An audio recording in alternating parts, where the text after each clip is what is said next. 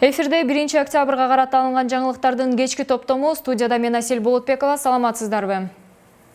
Өлкө башчы Сооронбай Жээнбеков бүгүн 1 октябрда медицина кызматкерлерине жана коронавирус инфекциясынын пандемиясына каршы күрөштө өзгөчөлөнгөн жарандарга мамлекеттик сыйлыктарды тапшырды. Республика партиясынын тарапташы Замир Ормон уулу кол салуудан улам көз жумду. Алдын ала маалымат боюнча жаран бычактан алган жаракаттан каза болгон. Орус оппозициячыл саясатчы Алексей Навальный өзүн ууландыруунун артында Орусиянын президенти Владимир Путин турат деп эсептейт. Ушул жана башка жаңылыктар менен алдыда кененирээк тааныштырабыз.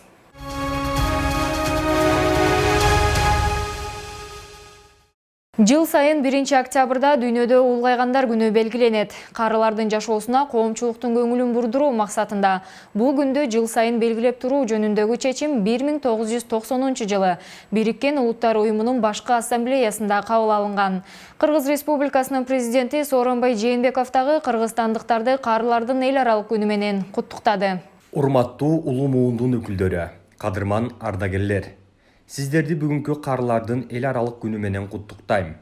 Биз кылымдар бою карыларын кадырлап, улууларын урматтап, сый көрсөтүп келе жаткан элбиз. Мындан арда калкыбыздын ушул нускалуу каада салтын, элибиздин өрнөктүү жөрөлгөсүн, улуттук ар намысыбыздын өзөгүн бекем сактоого милдеттүүбүз. Бир гана ушул күн эмес, ар дайым улгайган жарандарга урмат сый, ар тараптуу колдоо көрсөтүү, ар бир ардагерге жылуу мамиле кылуу коомдогу кадыресе көрүнүш болуусу шарт. Көптү көрүп турмуш тажрыйбага тунган улуулардын терең акылы, көсөмдүгү жаштарыбыз үчүн көнөрбөс сабак болууда. Элибиздин руханий казынасын, асыл сапаттарын, маданий байлыгын көөнөртпөй сактап, жаш муундарга жеткирип жатканыңыздар үчүн терең ыраазычылык билдирем. Сиздерге чың ден соолук, бактылуу жашоо, дөөлөттүү каалык каалайм. Эмгек жана социалдык өнүктүрүү министрлигинин жарыялаган маалыматына караганда, өлкөдө эмгекке жарамдуу курактан улуу жаштагылардын жалпы саны 513 000 адам. Бул сан 3 жыл мурдагыга салыштырганда 66 000ге көп.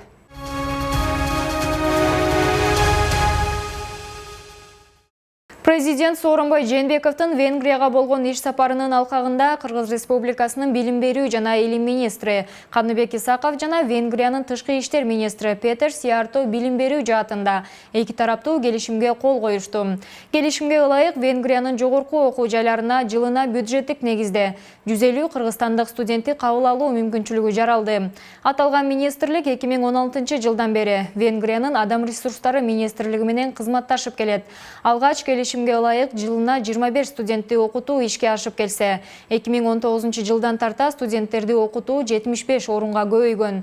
Окууга кабыл алынган студенттерге Венгрия тараптан акысыз окутуу, бакалавр, магистратура жана докторантура даражалары каралган.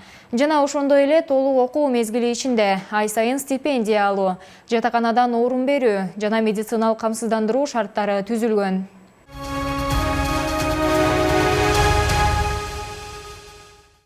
Бишкек суу канал ишканасы ишкерлерден сууга болгон карыздарын убагында төлөөлөрүн өтүнөт.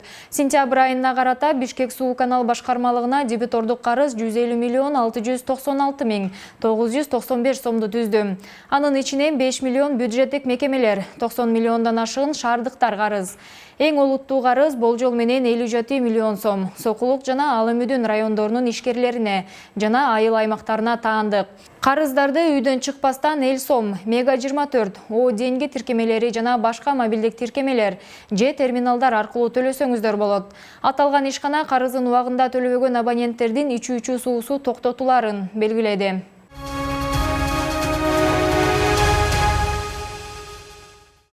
Республикалык штабтын маалыматына ылайык, өлкөдө 1 октябрга карата коронавирус менен катталгандардын жалпы саны 46 841ге жетти. Кыргызстанда акыркы бир сутка ичинде COVID-19 илдетинин 172 жаңы учуру катталды.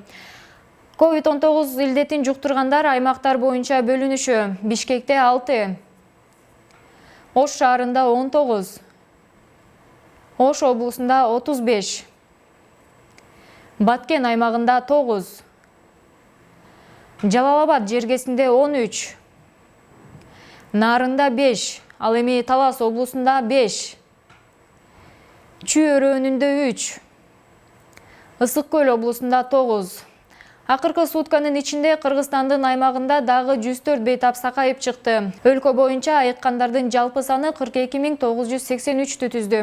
Ал эми соңку суткада бир адам COVID-19 илдетинен көз жумду. Муну менен коронавирус пандемия башталгандан бери 1065 адамдын өмүрүн алды.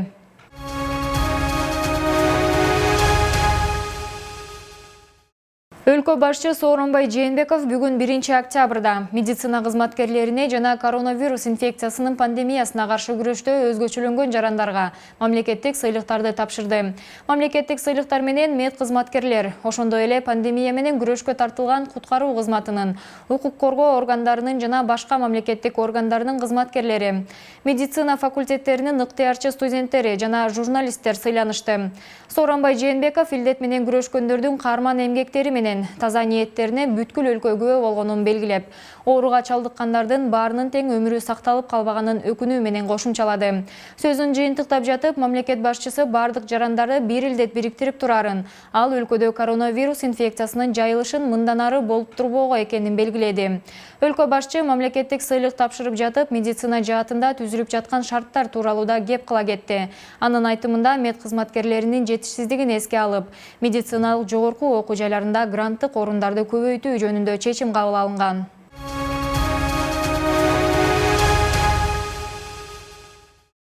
Башкы прокуратуранын басма сөз кызматы билдиргендей, саясий партиялардан акча алган 5 шайлоочу жоопко тартылды.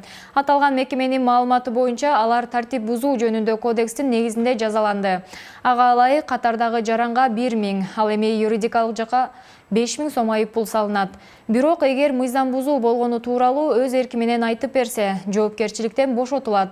Буга чейин башкы прокуратура шайлоочулардын добушун сатып алуу тууралуу маалыматтар социалдык түйүндөргө жарыяланганын белгиледи. Башкы көзөмөл органы жалпысынан мындай иштер боюнча 8 адам жоопко тартылганын маалымдады. Эске салсак, башкы прокуратура буга чейин шайлоочулардын добушун сатып алуу жана документ жасалмалоо тууралуу маалыматтарга байланыштуу жалпысынан 83 материал иликтенип жатканын кабарлаган.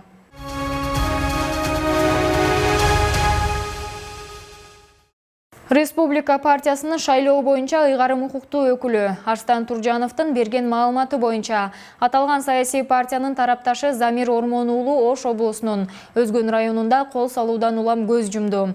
Өлтүрүлгөн жаран 2020 жылдын 30 сентябрында алдын ала маалымат боюнча бычактан алган жаракаттан каза болгон. Партиянын маалыматына караганда, парламенттик шайлоо алдындагы үгүт иштери башталгандан бери өлкөнүн айрым аймактарында партиянын тарапташтарын моралдык жана физикалык кызымга алуу, уруп сабоо, өлтүрүү фактылары аныкталды. Эске салсак, буга чейин Нарын районунун Алыш айылында Республика партиясынын дагы бир агитатору сабалган. Ошондой эле ушул аймактын Эмгектала айылында республиканын колдоочусу Денис Акболот уулуна биримдик саясий партиясынын жана укук коргоо органдарынын өкүлдөрү тарабынан кысым көрсөтүлгөндүгү кабарланган. Сабоо фактылары кылмыштардын жана жоруктардын бирдиктүү реестрине Кылмыш жаза кодексинин 266 беренеси боюнча сотко чейинки өндүрүшкө алынды. Аталган партия жогоруда айтылган кылмыштарга байланыштуу укук коргоо органдарынан объективдүү иликтөө жүргүзүүнү, башкы прокуратурадан тергөөнүн жүрүшүн өзгөчө көзөмөлгө алууну, ал эми БШКдан шайлоо мыйзамдарында каралган тиешелүү чараларды көрүүнү талап кылууда.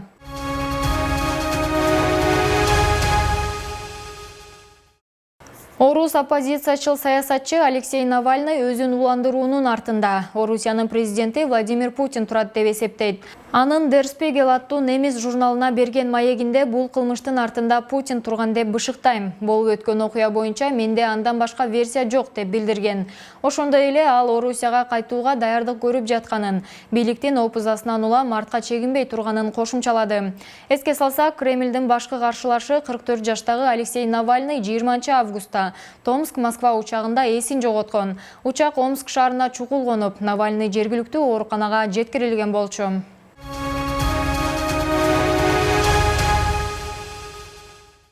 АКШда Трамп менен Байдендин шайлоо алдындагы алгачкы дебаты 30 сентябрга караган түнү Огайо штатындагы Кливленд шаарында өттү. Алар телекөрсөтүүлөрдүн рекорддук рейтингин топтошкон. Алардын учурунда Ак үйдүн ээси Байдендин сөзүн өзгүлтүккө учуратып, оппоненттерди бири-бирине акарат келтирип, модератор кайсы бир учурда эмне болуп жаткандыгын башкара албай калган. Эфир учурунда президенттикке талапкер АКШнын 47-чи вице-президенти Джо Байден Трампка карата оозуңду жаап тура аласыңбы? Путиндин күчүгү, клоун жана расист деген сөздөрдү айтты. Буга каршы Трамп атаандашы Байденди акылсыздыкка айыптады. Трамп менен Байдендин биринчи дебаты учурунда модератор кырдаалды башкара албай калгандыктан дебаттын эрежелери өзгөрө турган болду. 48% көрүүчүлөрдүн айтымында Байден дебатты жеңип алды. Трампты респонденттердин 41% колдогон. Ал эми Политиконун негиздөөчүсү жана редактору Джон Харрис дебатты президенттик саясаттын жаңы түбү деп атаса, Стэнфорд университетинин профессору Ларри Даймонд бул Америка тарыхындагы эң начар дебат деп билдирди.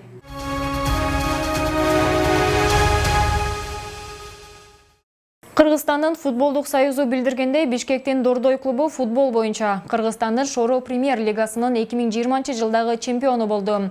Дордойчулар чемпионаттын бүтөрүнө дагы бир тур калганда 6 упай алдыга озуп чемпиондукту камсыздады.